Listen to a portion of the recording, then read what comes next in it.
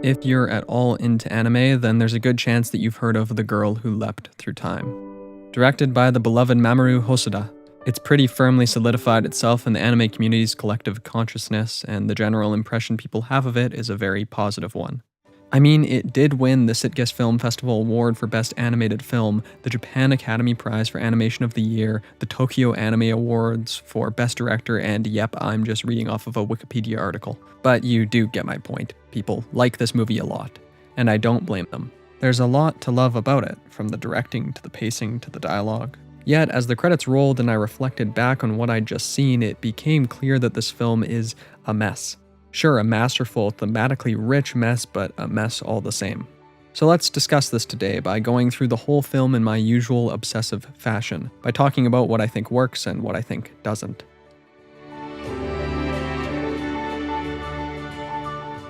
As with many good films, the opening to The Girl Who Leapt Through Time establishes the most important elements of the film.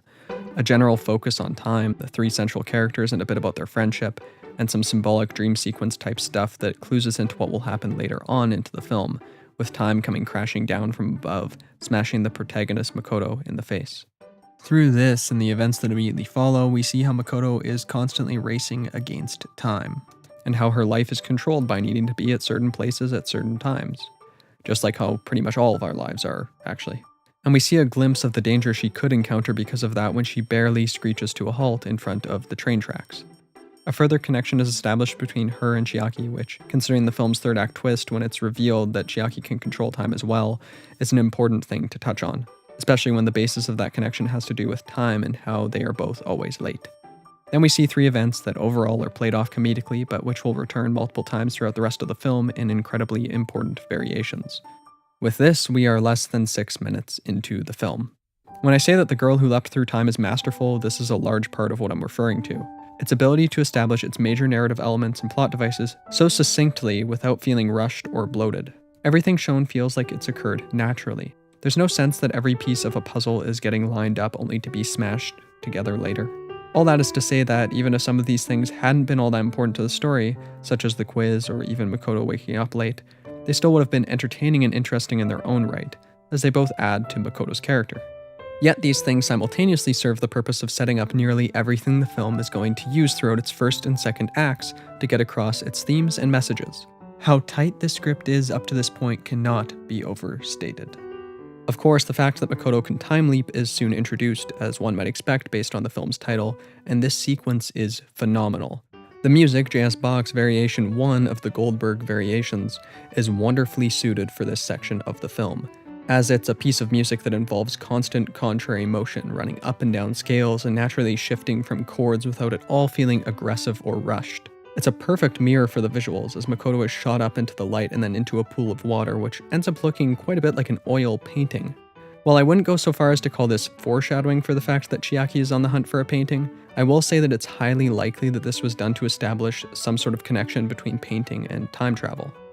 Another great thing about this is how Mikoto is falling through time, a reminder that although it may seem that she is gaining the ability to control time, she's really only able to move with its flow, and that means that time is still in control. Following this scene, we cut to Chiaki's face and Mikoto blames him for what happened. While this is played up as a silly moment, she really isn't that far from the truth. That's some pretty sexy foreshadowing if I've ever seen any. Next up is Mikoto's first time leap, which is accidental but introduces something imperative. Although Mikoto ends up using this ability for things that are mostly trivial, it could be used for important things like saving someone else's life. The train is always at the center of this idea, running along on a tight schedule that only the badasses in Japan could ever uphold. It moves along, chiming in at the same time every day regardless of who might be flying in front of it. It really manages to encapsulate the idea that time waits for no one.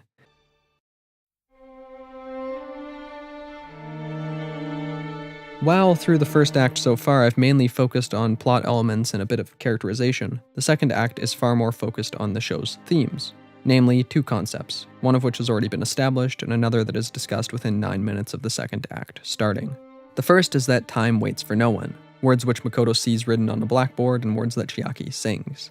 The second is an idea her aunt talks about, which is that when she's having fun, someone else is suffering as a result. This is a point that is consistently shown to be true throughout the second act of the film.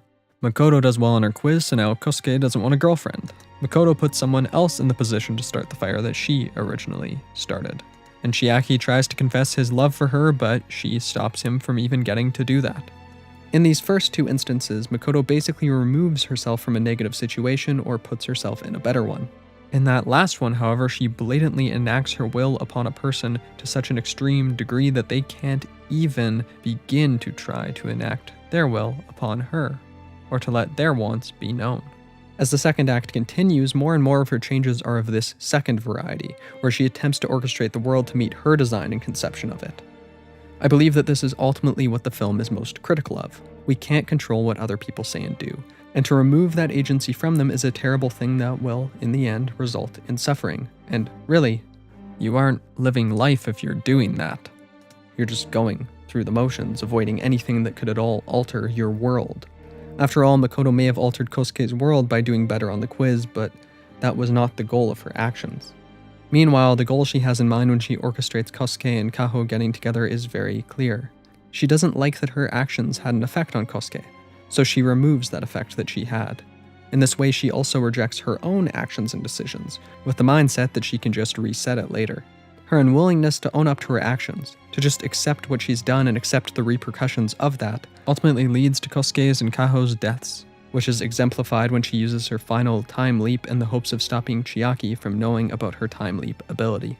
Here, the film shows us how people do have an effect on our world, and how we have an effect on their world, even if it's one that they may not expect or might not understand or even recognize.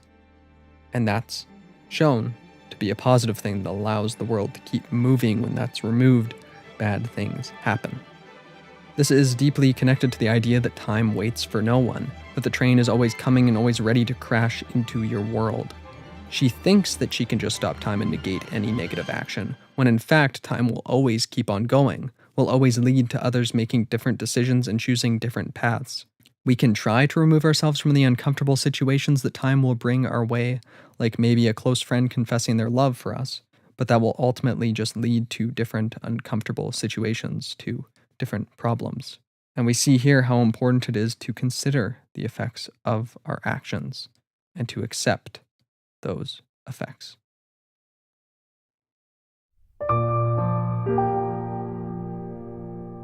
You might be wondering what the hell I meant at the start of the video when I said that this film is a mess, because we're pretty far into it and so far I've only praised it. But then the third act comes along, and its twist comes with it, and it's kind of dumb.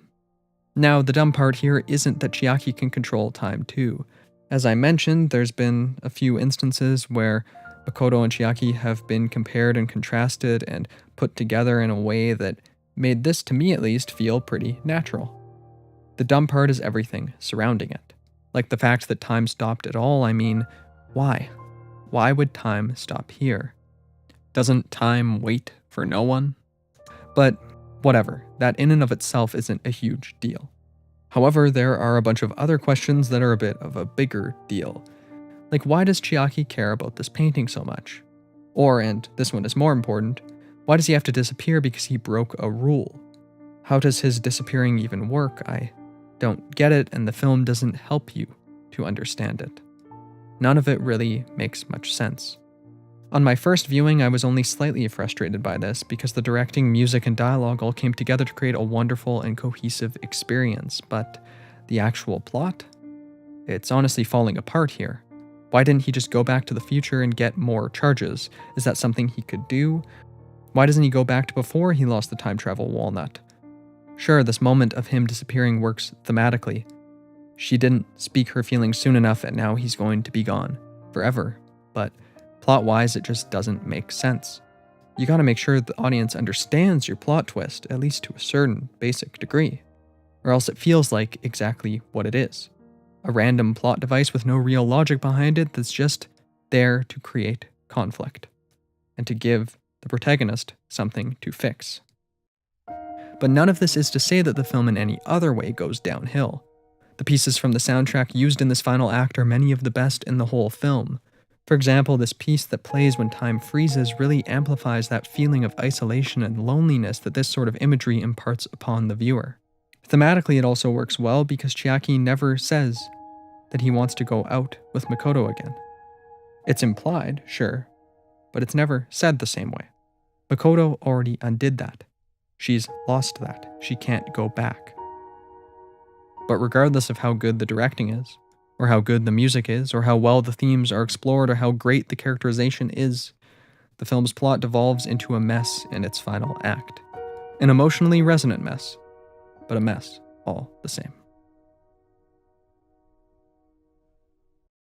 Thank you for watching this video, and thank you to the people on Patreon who support me in making these videos. This movie was actually suggested by Kurai Hikari. I was looking for something to do a video on, and they suggested Mamoru Hosoda's films, and I do plan on doing more of them. I enjoyed this one, and I want to see where his career has gone so far. So if you want to see more videos on his stuff, if you want to see more videos on anime, I definitely suggest that you subscribe to the channel, and I look forward to hearing from you in the comments below. I hope you have a great day. Bye-bye.